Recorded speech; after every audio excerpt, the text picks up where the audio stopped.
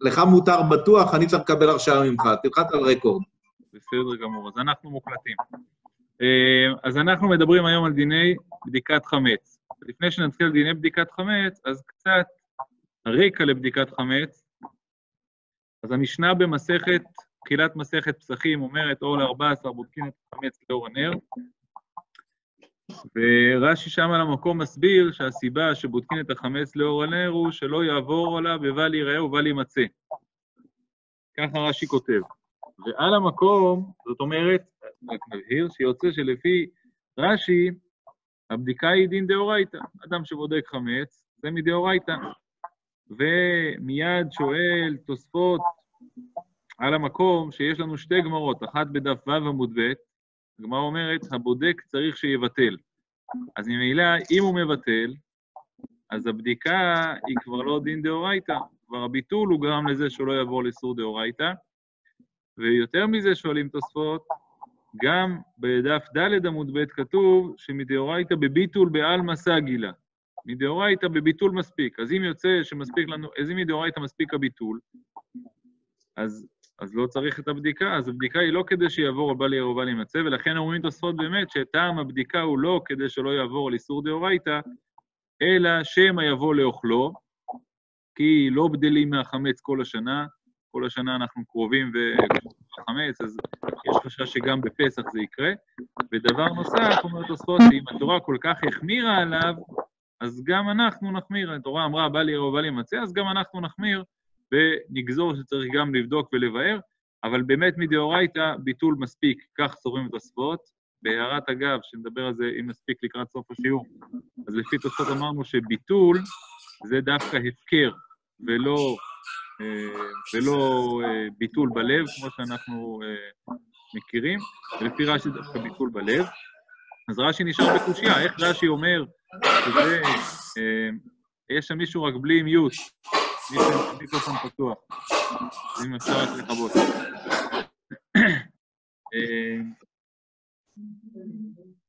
אז איך רש"י אומר שלא יעבור בל ייראה ובל יימצא? אז הר"ן מתרץ את קושיית התוספות, והר"ן כותב שבאמת לפי רש"י, העניין הוא שאפשר מדאורייתא לעשות אחד משני דברים, או לבדוק, או לבטל. זאת אומרת, באמת הנה חינמי, אדם שיבטל, לא צריך גם לבדוק, הוא כבר לא יעבור מדאורייתא. ומאידך גיסא, אדם שיבדוק, אז הוא הופך את המקום להיות בחזקת בדוק, ואם הוא בחזקת בדוק, אז מקומות שבדוקים לא צריכים עוד בדיקה, ולא יעבור על בל ייראה ובל יימצא. אז למה בכל זאת הבודק צריך שיבטל? למה הצריכו גם וגם? אז אומר הר"ן, כיוון שחכמים חששו שאם אדם יבוא לבטל את החמץ, והביטול הרי הוא בלב, אולי הוא לא יבטל בלב שלם, ואולי יש לו הרבה חמץ, או החמץ הזה חשוב לו, אולי הוא לא יבטל בלב שלם, ואז הוא יעבור על בל ייראה ובל יימצא, לכן גם צריך לבדוק. יוצא שגם לפי רש"י, אם הוא יבדוק לבד, הוא לא יעבור לבל ייראה ובל יימצא, וגם אם הוא יבטל, אז בביטול הזה יש אפשרות שהוא לא יעבור על בל ייראה ובל יימצא, כי אם הביטול לא יהיה כמו שצריך, אז יש לו את רשת ביטחון של הבדיקה, ולכן באמת הבדיקה היא כדי שלא יעבור בל ייראה ובל יימצא, וכך הר"ן מתרץ את שיטת רש"י. בנוסח של הבדיקה אנחנו נראה אחר כך שבאמת זה תלוי במחלוקת של רש"י ותוספות. על כל פנים זה ההקדמה לבדיקת חמץ.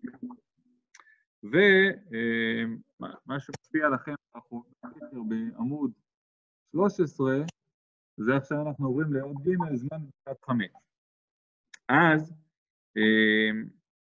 בנושא הזה של זמן בדיקת חמץ, אז הראשונים כבר התחבטו למה כתוב בגמרא אור ל-14. מה זה המילה הזאת אור? אז הגמרא כבר מתחבטת, מה זה אור? האם אור בבוקר או אור בערב? והגמרא מגיעה למסקנה, כמובן שאנשים מצויים בבתיהן, ואור הנר יפה לבדיקה. זאת אומרת, אור ל-14 זה ערב 14. כמעט כל הדף הראשון, דף ב' של מסכת פסחים, עוסק בשאלה מה זה המילה הזאת אור, והמסקנה היא שזה הערב. אבל עדיין שואלים ראשונים, למה להשתמש במילה אור?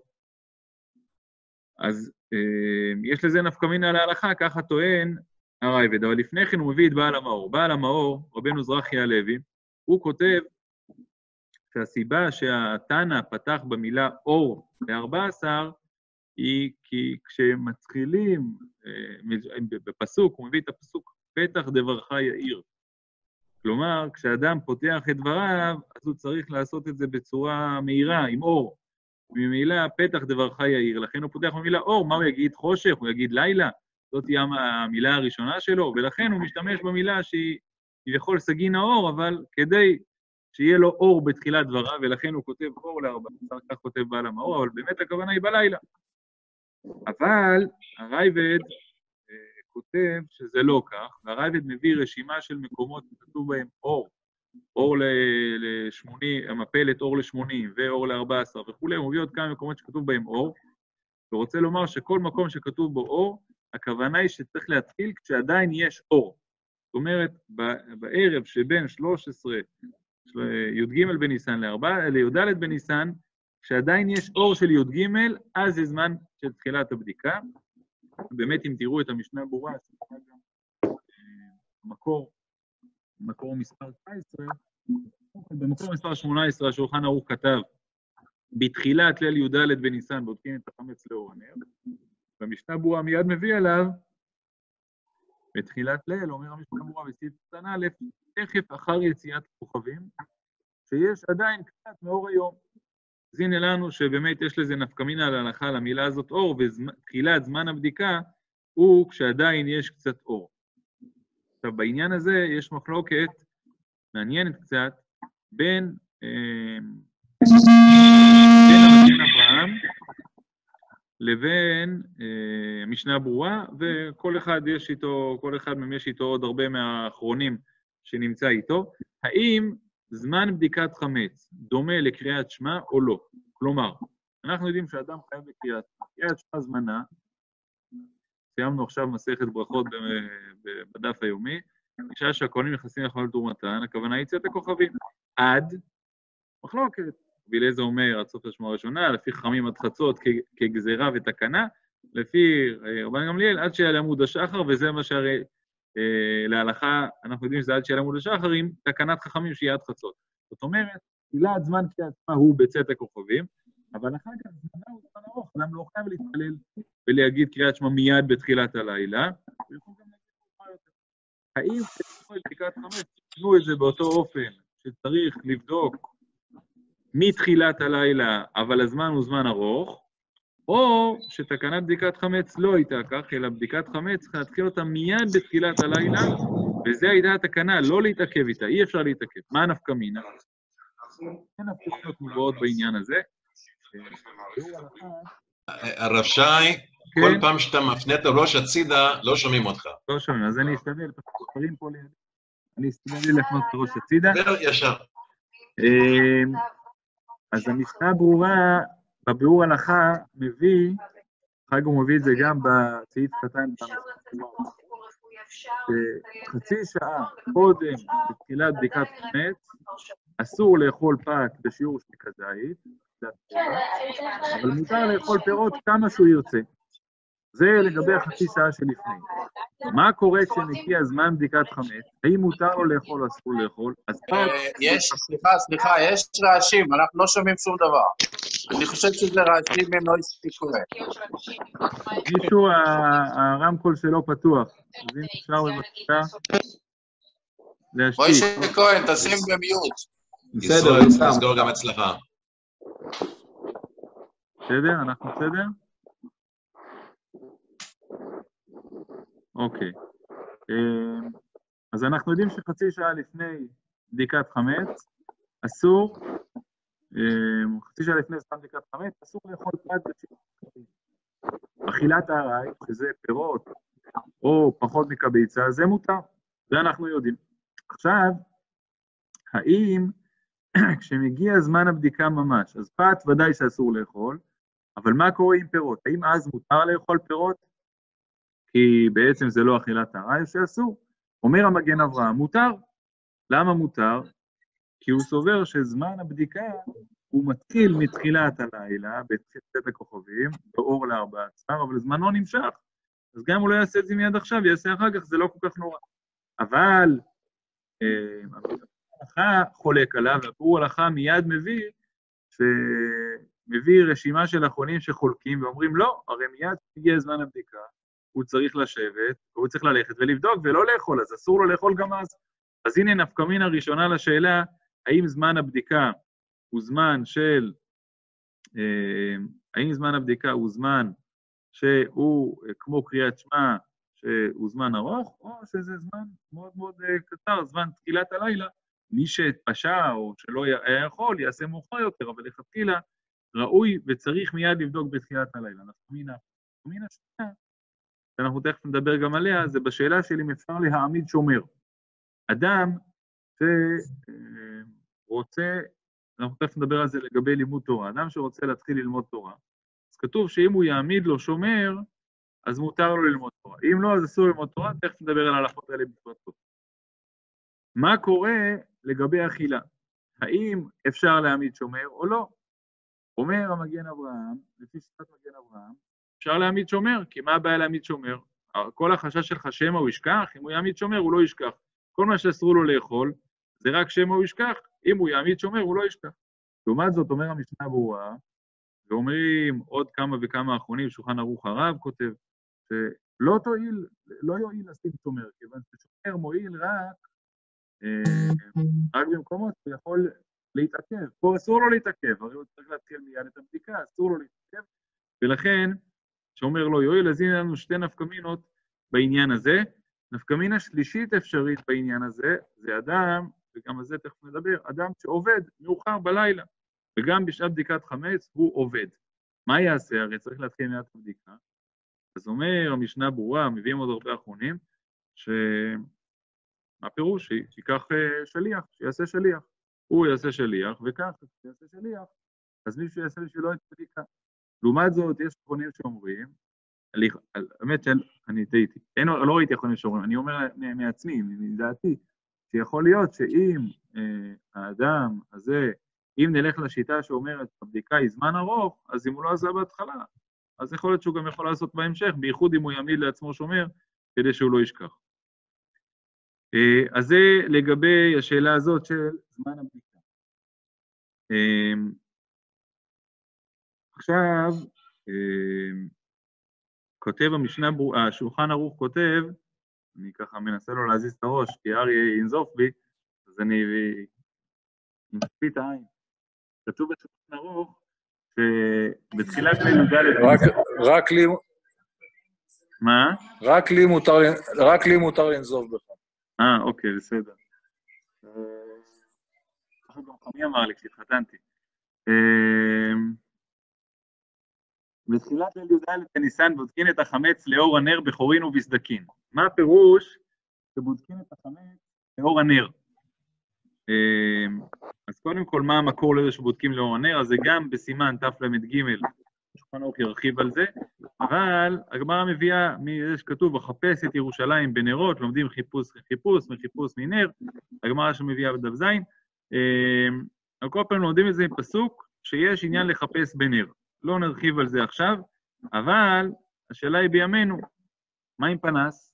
האם פנס זה דבר שאפשר, אי אפשר, ראוי, לא ראוי? אז האמת שפה יש דבר מעניין, כי יש אחרונים שכותבים, זה לא כל כך משנה אם זה פנס, לא כל כך משנה אם זה נר, העיקר שיהיה משהו שמאיר.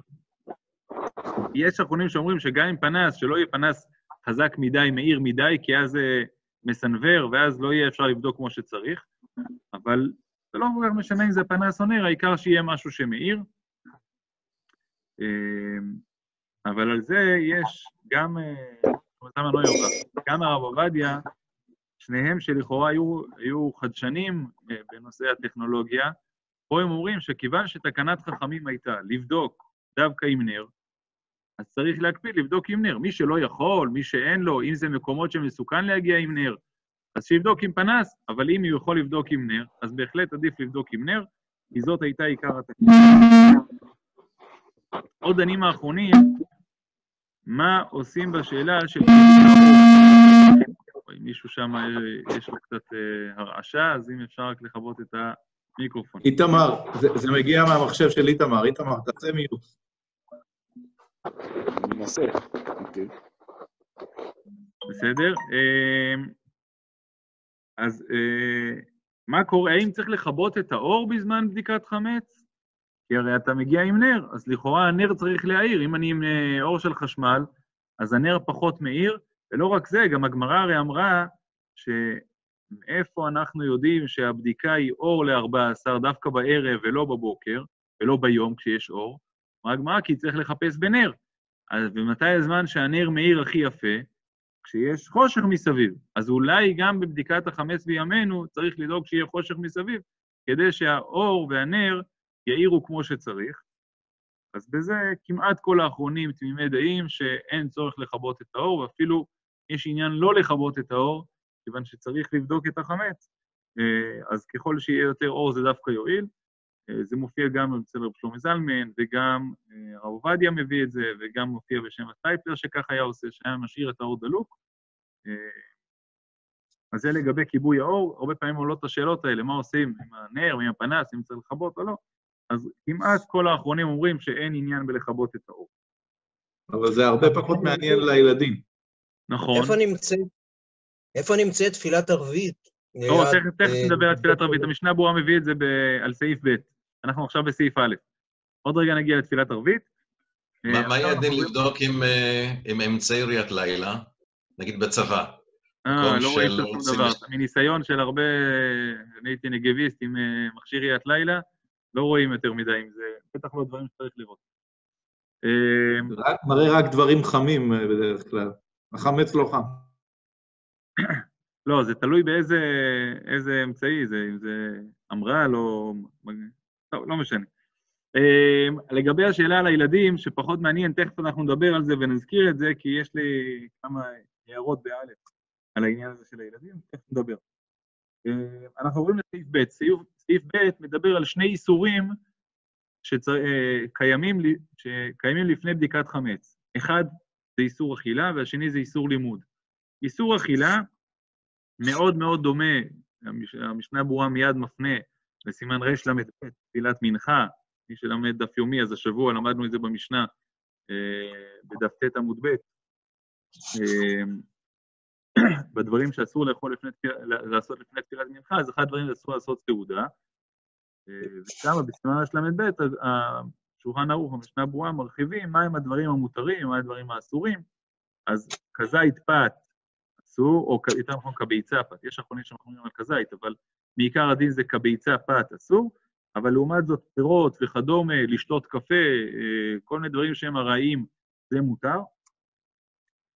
וככה גם המשנה ברורה מביא פה, בסם המגן אברהם, סעיף קטן ו', טעימה בעל מצרי, ראינו פת כביצה ולא יותר, או פירות אפילו הרבה, אז כמו שאמרנו גם כוס קפה וכולי, כל זה מותר.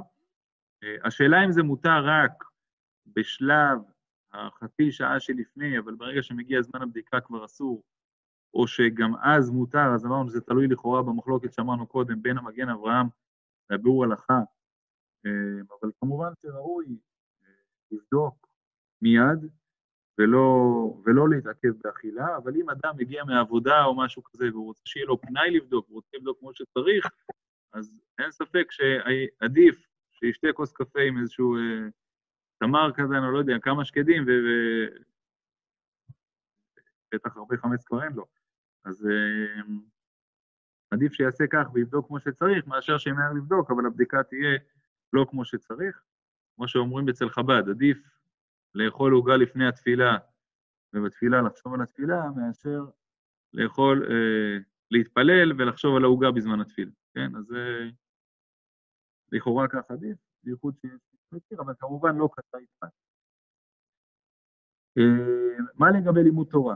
לגבי לימוד תורה, אז גם זה כתוב שאסור, הגמרא כבר אומרת את זה, זה דינא דגמרא שאסור לפתוח בלימוד קודם, חצי שעה לפני זמן בדיקת חמץ, זה מה שמביא השולחן ערוך בסעיף ב', ייזהר כל אדם שלא יתחיל בשום מלאכה ולא יוכל לדלוק, ואפילו אם יש קבוע ללמוד, אפילו אם זה זמן קבוע, לא ילמוד עד שיבדוק.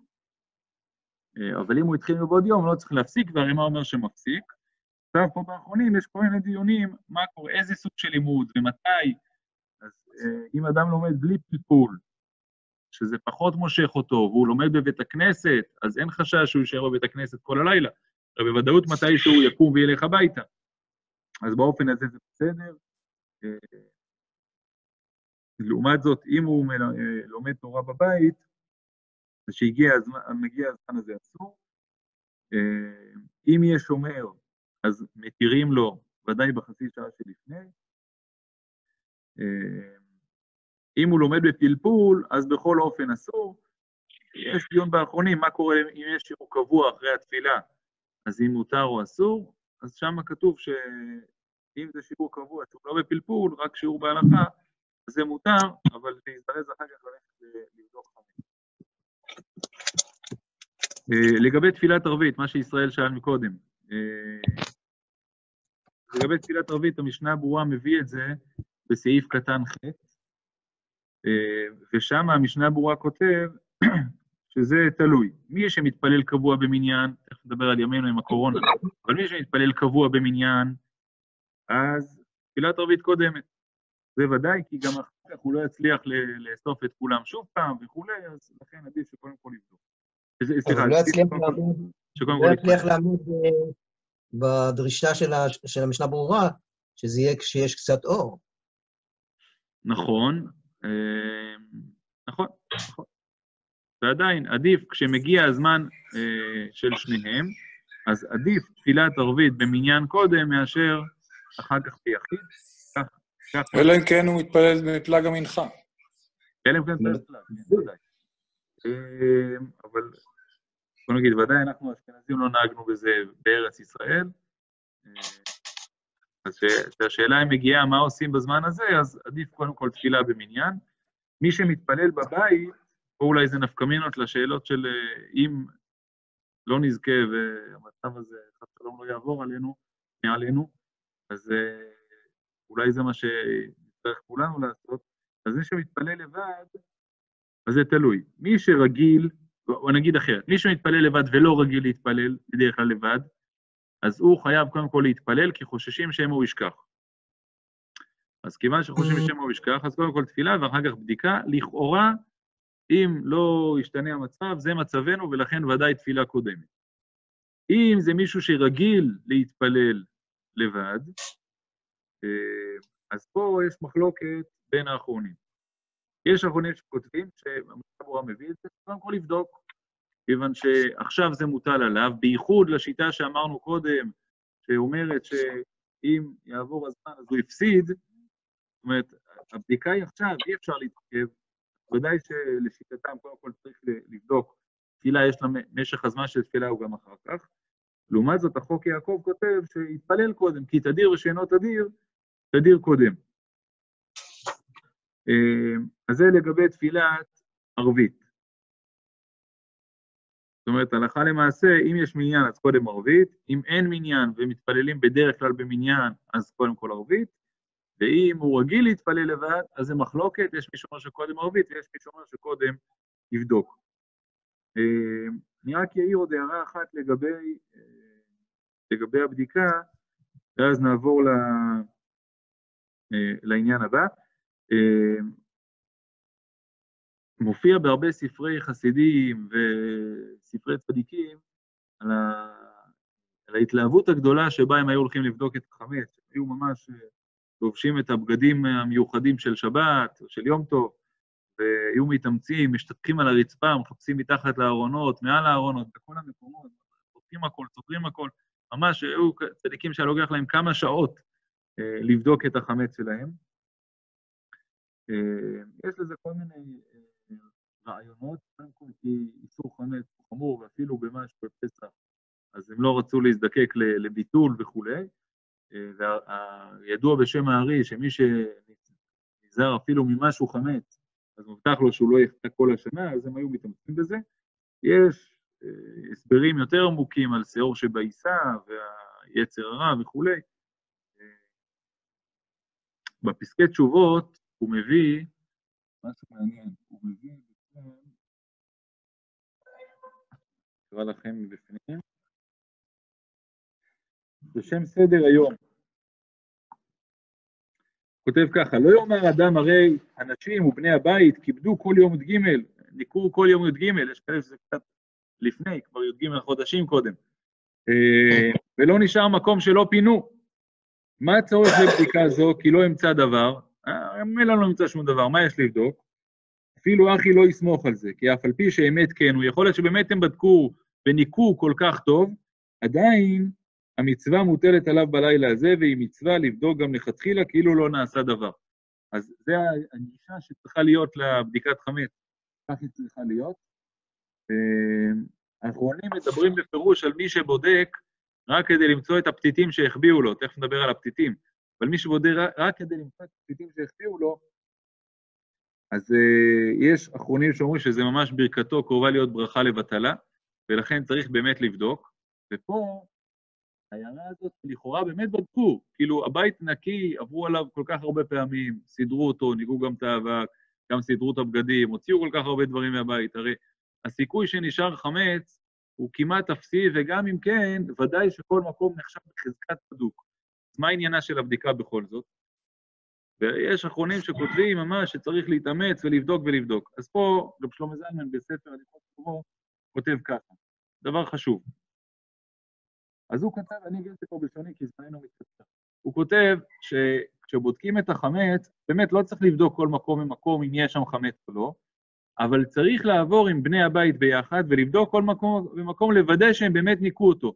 פה ניקיתם, פה סידרתם, פה זה עברתם על זה, ופה עברתם על זה, וככה לעבור כל מקום ומקום, ובזה באופן הזה הוא מקיים את תקופת החמץ, עם הנר, שיעשה את זה עם הנר ועם אור החשמל, אבל כך לעשות את הדבר הזה, ידבק ויבחון היטב, כבר ניקו כל מקום בפינה מחמץ, אם לא, אז הוא יתכופף, יבדוק ויראה. הוא מעיר מאוד ששתי מקומות שמאוד מאוד צריך לבדוק אותם, זה כיסא המעילים והתיקים של הילדים. כמעט תמיד שוכחים שם חמץ. אגב, יש פה סיפורים עליו, על דברים עם בדיקת חמץ, כמה הוא היה מקפיד על זה וכמה הוא היה מדקדק, רב שלמה זלמן. סופר פה שפעם אחת היה לו תלמיד יתום, לפני שהתלמיד, מאבא, לפני שהתלמיד הזה הלך הביתה, אז רב שלמה זלמן קרא לו ואמר לו שכשאתה עושה בבית הבדיקת חמץ, אל תאריך בה כל כך הרבה. אז שאל אותו למה, אז הוא אמר שזה, בשביל אמא שלך זה אירוע כואב, כי אבא נפטר, אז אמא כואבת, כל פעם מזכיר לה את הימים של האבא, אז אל תאריך לה את הסבל, אתה דווקא תקצר בבדיקה.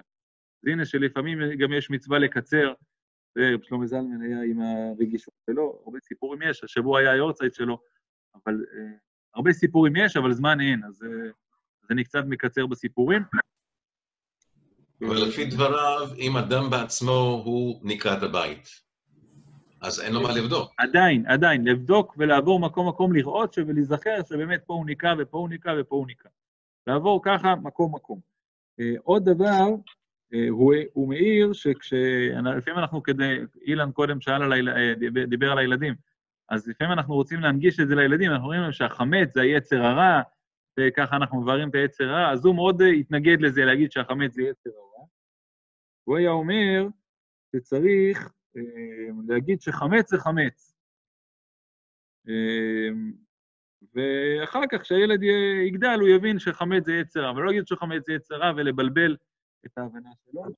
אגב, אחד מהדברים שצריכים לקרב ולחבר את הילדים, זה בוא נגיד, לפעמים מצליחים לחבר את הילדים לניקיונות של פסח, ולפעמים לא.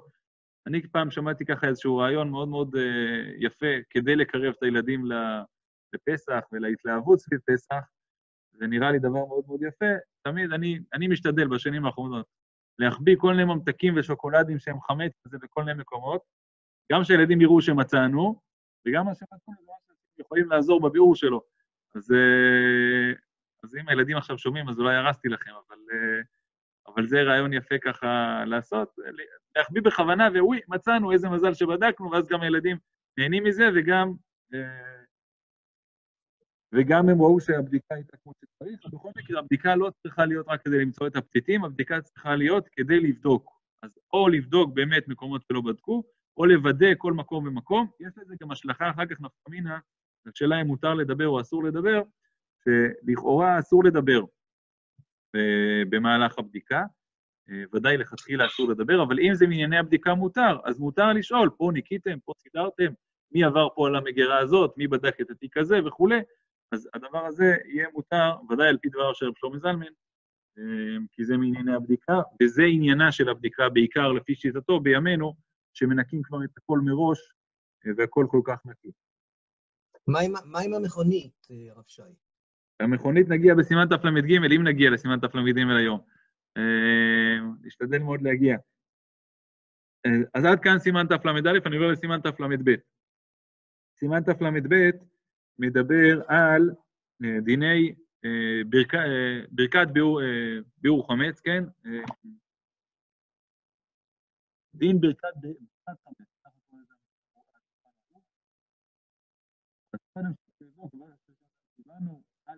אני שוב נוזף שאתה מדבר הצידה, לא שומעים. אוקיי, בסדר. רמי, תרשום לו שהוא נזף. אז קודם שמתחילים לבדוק, מברכים, אשר ישתנו וציוונו, על ביעור חמץ, הגמרא וכולי, הרבה דברים שלא ניכנס אליהם עכשיו. אבל במה שמסביב יש דברים מעניינים. למה לא מברכים שהחיינו על בדיקת חמץ? הרי זה משהו שמגיע מזמן לזמן. על דברים אחרים שחכמים תקנו, אנחנו מברכים שהחיינו, ולכאורה גם על בדיקת חמץ, ראוי היה שנברך שהחיינו. ובאמת, הגאות מימוניות מביא שיש לנו את רבי שמואל בן חופני גאון. שמואל בן חופני גאון כתב שמברכים שהחיינו. והוא גם לא היה היחידי בין הראשונים. גם הרעב"ד וגם האיתור, בעל האיתור, כולם כתבו שכיוון שזה בא מזמן לזמן, אז ראוי לברך שהחיינו. כך הם כתבו. אבל ראשונים אחרים חולקים עליהם. הראש כותב שלא, לא מברכים על זה, הוא מביא לזה טעם, שבגלל שהמטרה היא בעצם, מטרת בדיקת חמץ היא להגיע לחג מוכנים בלי חמץ, אז אנחנו סומכים על ברכת שהחיינו, שמברכים אחר כך בחג. זאת היא דעתו של הראש. הטור כותב שהסיבה שלא מברכים שהחיינו, זה בגלל שהמצווה לא תלויה בזמן. כלומר, לא חייב לבדוק חמץ דווקא בערב פסח. לו יצא שאדם יוצא ב-30 יום קודם החג, או פחות מ-30 יום, אז הוא בודק כמה זמן מוקדם יותר שהוא יצא, אז הוא בודק את החמץ. אז כיוון שכך, אז בדיקת החמץ יכולה להיעשות באופן עקרוני גם קודם, וממילא, כיוון שהיא לא תלויה בזמן, אז אי אפשר להגיד שהיא מזמן לזמן, ולכן לא מברכים שהחיינו. כך כותב הטור. אבודרהם מביא שני טעמים. טעם הראשון שלו, דבר מעניין, שהחיינו מברכים על משהו שיש בו שמחת הגוף, אבל בביעור חמץ אין שמחת הגוף, הפוך, יש פה איזשהו צער על זה שאדם שורף את החמץ שלו, ולכן לא מברכים שהחיינו. טעם שני הוא מביא, שהביעור זה, זאת אומרת, ביעור חמץ למחרת, זה גמר המצווה, הבדיקה היא רק ההתחלה, לא מברכים על ההתחלה, מברכים על הגמר, ולכן לא מברכים שהחיינו. זה קצת מזכיר את מה שנדבר מן הסתם אחרי פסח, על ספירת העומר. למה לא מברכים שהחיינו על ספירת העומר? אז יש כמה טעמים שבעל המאור מביא. אחד מהם זה שכיוון שהספירה היא לא, הוא הולך לשיטה שכל הספירה היא יחידה אחת. אז כיוון שעכשיו שאתה מתחיל, אתה בעצם לא עושה את גמר המצווה, אז לכן לא מברכים, כי לא מברכים על התחלה, אלא רק על הסוף, רק משהו שעושים גם את הסוף שלו, זה מתחבר ככה אחד לשני, ולכן לא מברכים שהחיינו, וככה אנו נוהגים. הרב עובדיה מביא בחזון עובדיה, שאם יש מישהו שככה רוצה מידת חסידות, אז שישים איזה פרי חדש או בגד חדש, ולא יברך מיד אחרי ברכת חמץ, כי אחרת זה הפסק, אלא יברך על בדיקת חמץ, יתחיל קצת הבדיקה, מיד יברך שהחיינו, שכוונתו, אם זה על הבגד, ואם זה על הפרי, אחר כך, ואחר כך יברך בסיום הבדיקה, יברך בורא פרי העץ, או בורא פרי האדמה על הפרי, ויאכל אותו. כך כותב הרב עובדיה, זה לגבי ברכת שהחיינו.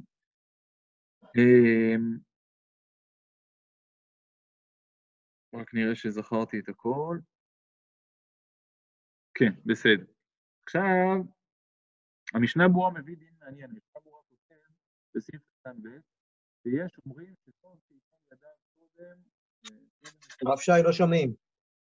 המשנה ברורה מביא שבסעיף קטן ב', שיש אומרים שטוב שיטול ידיו קודם הבדיקה משום נקיות, ככה המשנה ברורה מביא בסעיף קטן ב'. אז האמת שאצל הצדיקים ואצל החסידים מאוד מאוד הקפידו על זה. באחרונים דנים על זה, מה קורה אם אדם עושה את זה מיד אחרי ערבית, והוא נטל ידיים בערבית, אז אם זה מועיל, אז כי כיוון שהטעם הוא משום נקיות, אז כל זמן שהידיים שלו נקיות, אז זה בסדר. אז זה רק תקנה אחת שכדאי להכיר, שמי אני לא יודע כמה הדבר הזה מוכר, אז יש ממש תקנה כזאת, ככה האחרונים מביאים, זו ממש תקנה, ליטול את ידיו, ולכן יש עניין בנטילת ידיים, וצריך לדעת את הדבר הזה. השולחן ערוך כותב שלא ידבר בין הברכה לתחילת הבדיקה, וטוב שלא יפסיק, לא ידבר בדברים אחרים עד שיגמור כל הבדיקה. כך כותב השולחן ערוך. אז בדבר הזה, בשאלה, בעניין הזה שלא להפסיק בדיבור, אז ודאי שבין הברכה לתחילת הבדיקה, זה ודאי אסור. אבל מה קורה אם אדם עכשיו תוך כדי הבדיקה, בייחוד אם הוא מעריך בה, אולי הוא צריך לשירותים. אולי אדם שומע פתאום ברקים ורעמים. האם מותר לו להפסיק או אסור לו להפסיק? אז האחרונים כותבים שאשר יצא, ברכת אשר יצא, או ברקים ורעמים מותר לברך, זה לא נחשב הפסק בעניין הזה, אבל לא להפסיק בדיבור על דברים אחרים. בטח ובטח אם גם יש לו לבדוק עוד בתים ומקומות אחרים, את האוטו, דברים כאלה, שהוא אמור לעשות את זה מיד בסמיכות לבדיקה של הבית, אז שישתדל לא לדבר בדברים שלא מעניין הבדיקה, אלא אם כן זה דברים כאלה של ברכת אשר יצא, או ברכת ברקים ורעמים. ועכשיו מגיעים למנהג של להחביא 10 פתיתים. אז יש למנהג הזה... הרב, רק לגבי השהחיינו, ראיתי שיש מקומות, הרב עובדיה גם כותב את זה, שנוהגים להביא איזשהו פרי חדש לברך עליו שהחיינו, כדי בכל זאת להרוויח שהחיינו. כן, כן, אז הזכרנו את זה או בגד חדש גם. כן, נכון, הנה חינם. סליחה, עכשיו אנחנו מגיעים למנהג של 10 פתיתים, להחביא את 10 פתיתים. אז למנהג הזה, האמת, יש לו טעמים על פי הפשט ועל פי הסוד. הטעמים על פי הסוד, אני לא מכיר, לא יודע. כך כתוב בארי, שיש בזה עניין גדול. הטעמים על פי הפשט, יש בזה בעצם 3 טעמים. טעם ראשון זה שלא תהיה ברכה לבטלה. וככה באמת, בחלק מהראשונים כבר מובא המנהג הזה, כדי שלא תהיה ברכה לבטלה, כי אם אדם יבדוק ולא ימצא, אז אולי ברכתו היא ברכה לבטלה, אולי הוא לא ימצא, אז באיזשהו מצא את הפתיחה. למה לא 3? מה? למה 10? למה לא 3? לא, אז 10 זה מטעם של הסוד.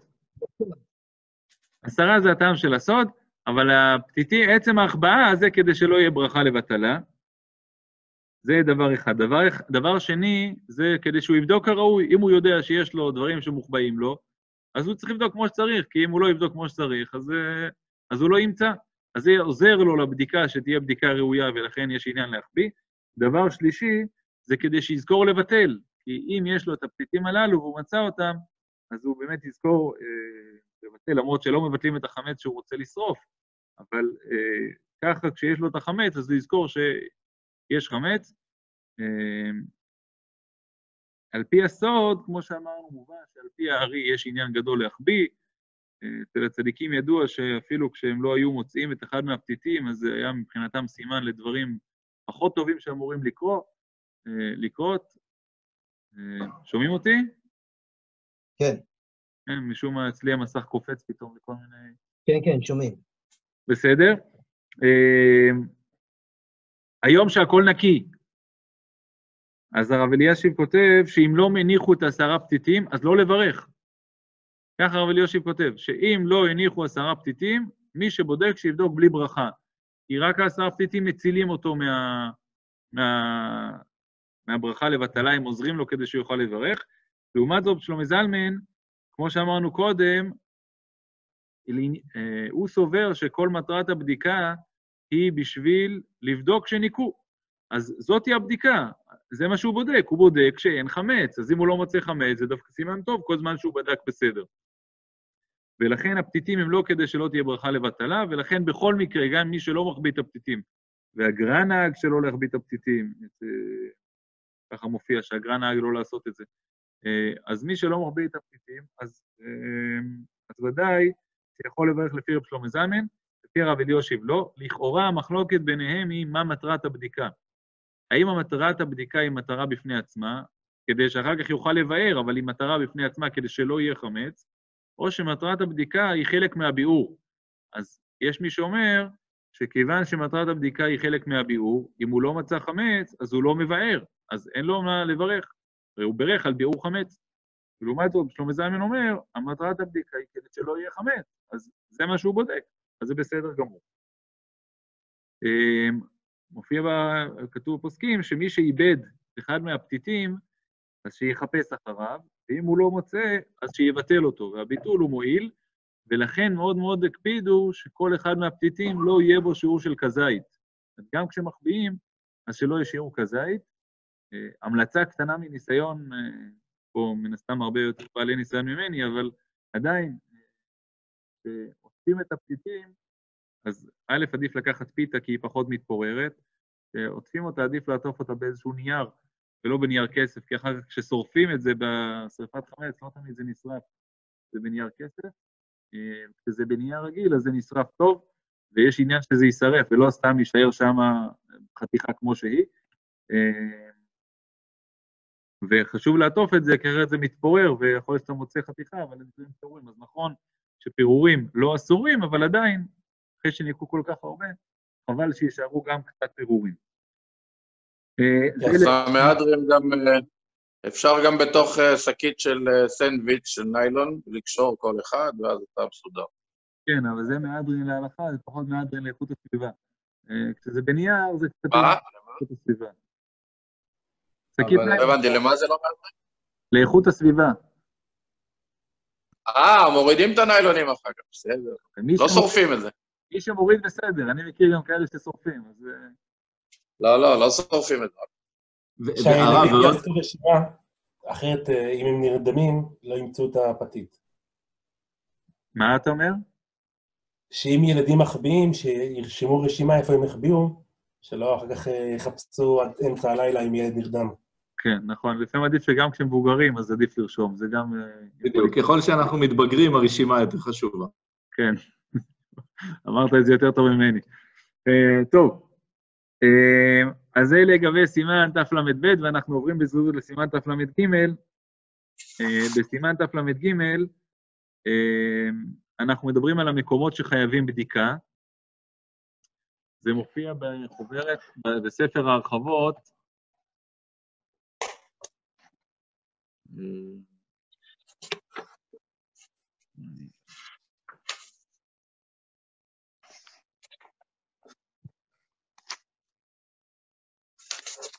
כן, בספר ההרחבות זה בעמוד 15. אז אנחנו סימן תל"ג, אני מתחיל מסעיף ג' כי הוא יותר ענייני, חשוב לענייננו. הכל חשוב כמובן, אבל לענייננו זה יותר חשוב. מי הם המקומות החייבים בדיקה? אז כמו כתוב, על פי הגמרא, שכל מקום שמכניסים בו חמץ, כל מקום שאין מכניסים בו חמץ, לא צריך בדיקה. והגמרא מביאה שגם האוצרות, היו מדי פעם השמש שהיה נכנס לקחת ולהוציא, אז לכן המשנה ברורה מביא שגם חדר שיש בו פיקדונות, שיכול להיות שלפעמים תוך כדי הסעודה נכנס מישהו והוא צריך להביא לו את הפיקדון, אז גם הוא יכול להיכנס עם הפת היד, אז לכן גם באקראי מקומות כאלה צריכים בדיקה. הזכרנו קודם את כיסא המעילים והתיקים, זה המקומות המועדים לפורענות.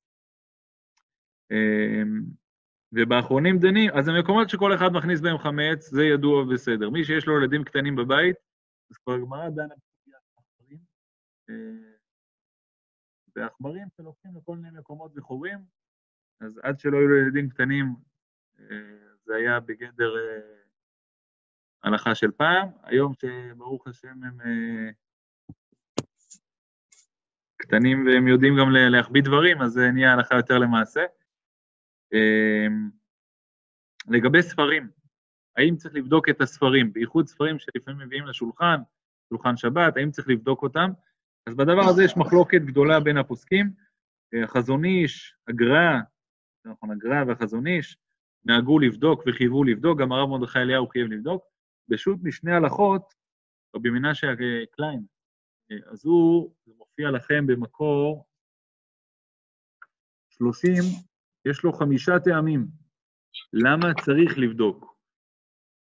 אחד הוא אומר שלמרות שזה פירורים, פחות מכזית, עדיין פירורים פחות מכזית לבדוק, וגם יש לנו דין של חצי שיעור, וגם הוא מביא שמא יבוא לאכול, אז אולי זה יתערבב לו במאכל ויבוא לאכול את זה.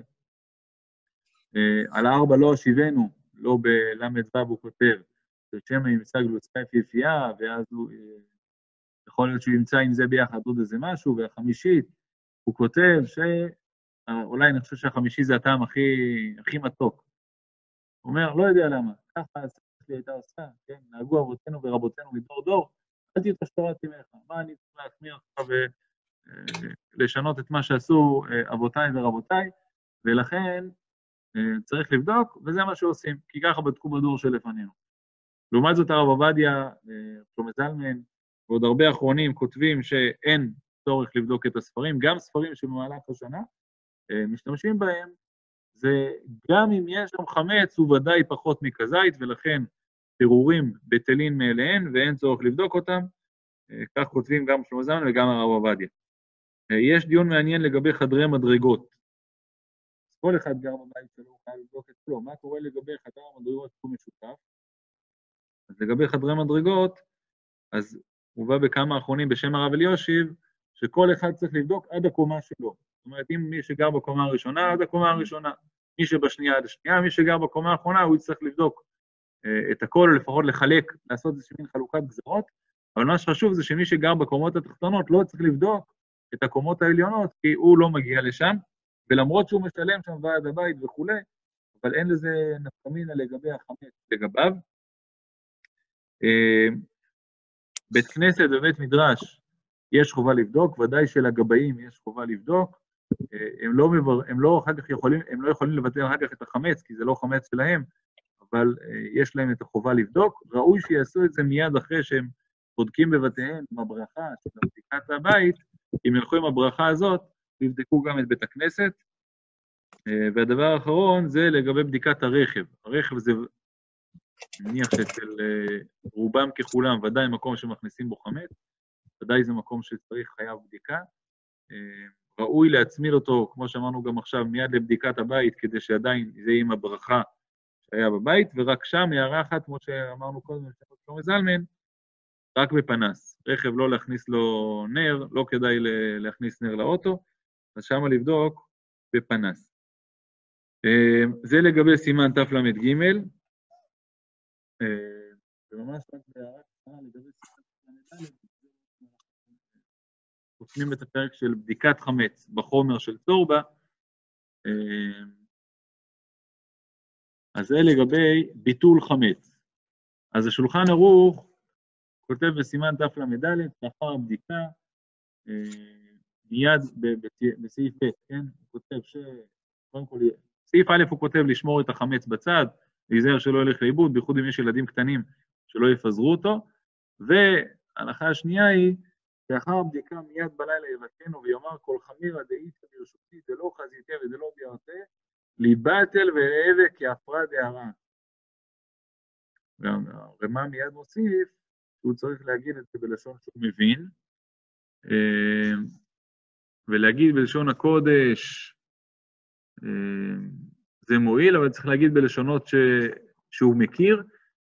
גם מי שאומר בלשון הקודש, והוא לא מבין מה הוא אומר, אז ראוי, ואפילו מצד הדין, יש חובה שיגיד את זה בלשון שהוא מבין, כי הרי המטרה היא לבטל את החמץ. הביטול הוא, כמו שראינו בהתחלה, דיברנו בהתחלה, הביטול בדעתו של אדם, בדעת שלו. אם הוא לא מבין מה הוא עושה, הוא לא מבין שעכשיו הוא אמור לחשוב שהלחם הזה הוא לא לחם, אלא עפר, אז ודאי שזה לא מועיל. אלא אם כן אנחנו נגיד שהוא עכשיו אמר הפקר. אם הוא אמר הפקר, והוא יודע באופן עקרוני שהוא אמור להגיד הפקר, אז זה לכאורה כן בסדר, כי דברים שבלב אינם דברים, אז גם אם הוא לא חשב, אבל כיוון שהוא אמר, הדבר הזה אמור להועיל. ואני מזכיר שאמרנו, הבודק צריך לבטל, הזכרנו שמטרת הביטול הוא לפי מה שהביא לנו משנה ברורה בסעיף קטן ב' סימן תל"א לדברי הר"ן, שבעצם באחד משני הדברים אדם ניצול מאיסור חמץ, מדאורייתא, או בבדיקה או בביטול. באו חכמים ואמרו שהבודק צריך שיבטל, למה? שמא הוא ימצא איזושהי גלוסקה יפהפייה, אולי הוא ימצא איזשהו פתאום, בדק כמו שצריך, אבל עדיין, המון פעמים קורה שאדם פתאום מוצא איזשהו מקום, פתאום הוא נזכר שיש איזה מקום שהוא לא בדק בו, או משהו כזה, אז חובה עליו לעשות את שני דברים גם יחד, ואז גם אם יש איזה משהו שהוא לא מצא, אז עדיין הוא יוכל ללכת, הוא עדיין לא יעבור על איסור בל יראה ובל ימצא, כיוון שהוא ביטל, אז הדבר הזה כבר נחשב כעפר, אז עכשיו בפסח הוא יהיה חייב לבאר אותו, אבל הוא לא יעבור עליו באיסור של בל יראה ובל ימצא. רק אני אעיר הערה אחת, השנה, לפחות אצלנו בישיבה התיכונית, נוצרה סיטואציה מעניינת. היא כל שנה, החבר'ה יוצאים קצת אחרי ראש חודש ניסן, בו"ב ניסן, בדרך כלל משהו כזה, אז אנחנו אומרים להם בערב לפני שהם הולכים, תעשו בדיקת חמץ אצלכם בארונות, וזה... השנה הם יצאו לפני פורים, במטרה לחזור, ובעצם הם לא חזרו. אז השאלה היא מה עושים עם החמץ שיש להם בארונות. אז א', מחובת בדיקת חמץ, הם לכאורה פטורים. זה סימן תל"ו, השולחן ערוך מביא, שהמפרש ויוצא בשיירה. אז אם זה היה לפני 30 יום קודם החג, אז הוא יהיה פטור. אז כיוון שכך, כי לא מוטל עליו עדיין ללמוד את דיני החמץ ודיני הפסח, אז כיוון שכך לכאורה הם פטורים. ומעבר לזה שהם יהיו פטורים, השאלה היא מה הם עושים עם החמץ שבאמת יש להם בארונות, הרי יש להם חמץ בארונות. אז בעניין הזה, גם זה בסימן תל"ו, אומר הרמ"א שם, שאם הוא יודע שיש לו, הוא יצא 30 יום, לפני 30 יום, אבל הוא יודע שיש לו חמץ והוא לא עתיד לחזור במהלך הפסח, אז יבטלו בליבו ודיו. אז לא תמיד חייבים גם לבדוק, חיוב הבדיקה מוחל רק אם האדם עתיד להיות בביתו בפסח או להגיע באזור פסח, ואם הוא יצא 30 יום קודם החג זה חובה בכל מקרה, אבל אם הוא יצא לפני 30 יום קודם החג, אז הוא יהיה לכאורה פטור. שומעים אותי? כן.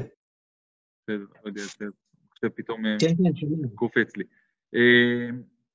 זהו, אני אגיד ממש בקצרה בשני משפטים על ברכת האילנות,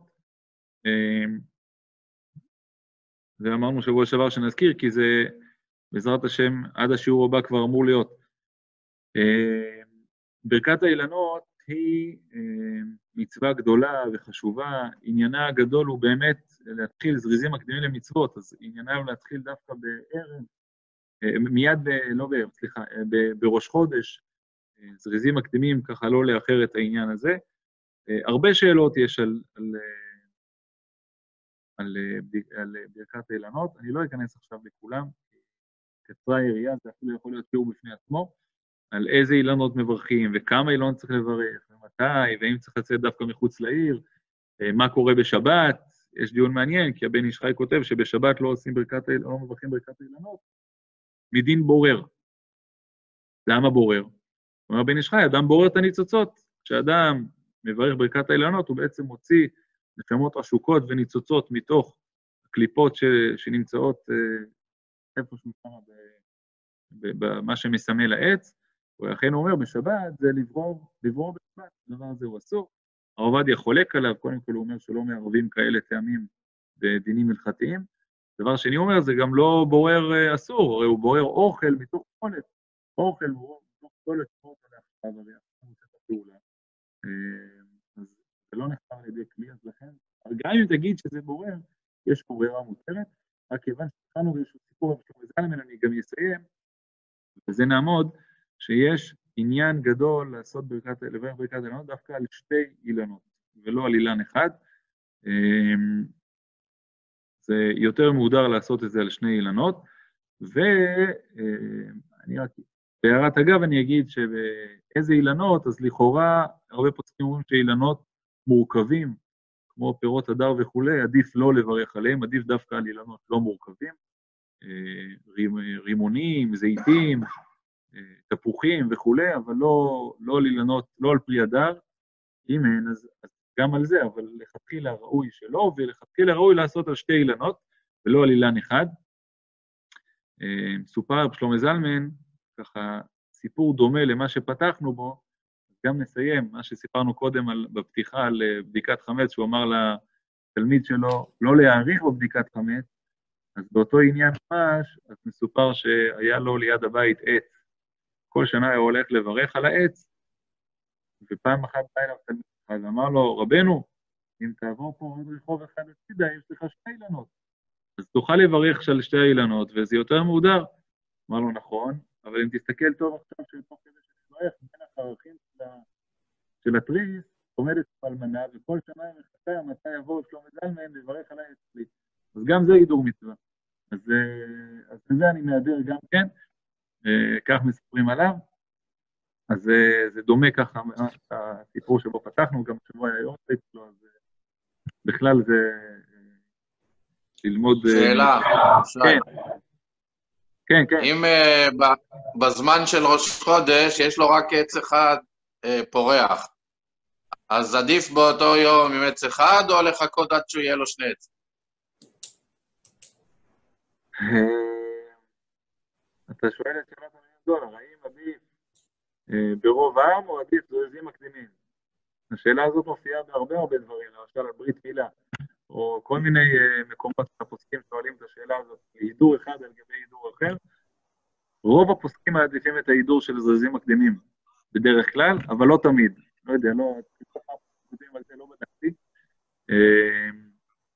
זו שאלה מעניינת, אבל זו שאלה שהרבה פעמים מופיעה, הידור על גבי הידור, מה עדיף?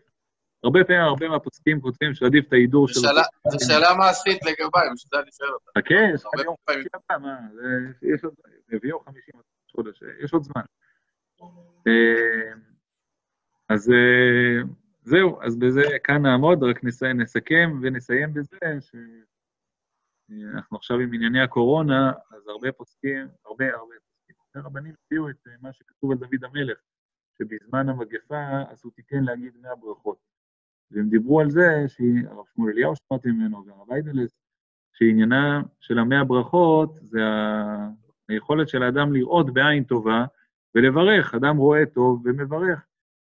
והברכה שאנחנו מברכים בברכת אילנות, הוא שברא אילנות טובות, או בריות טובות, לענות בהם בני אדם.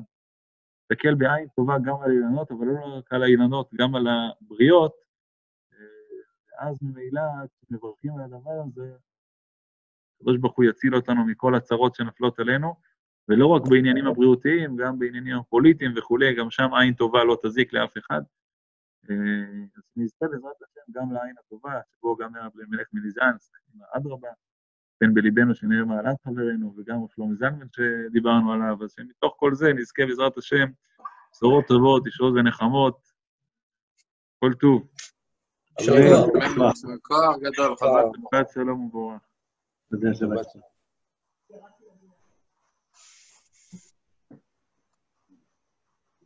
עכשיו? שלום.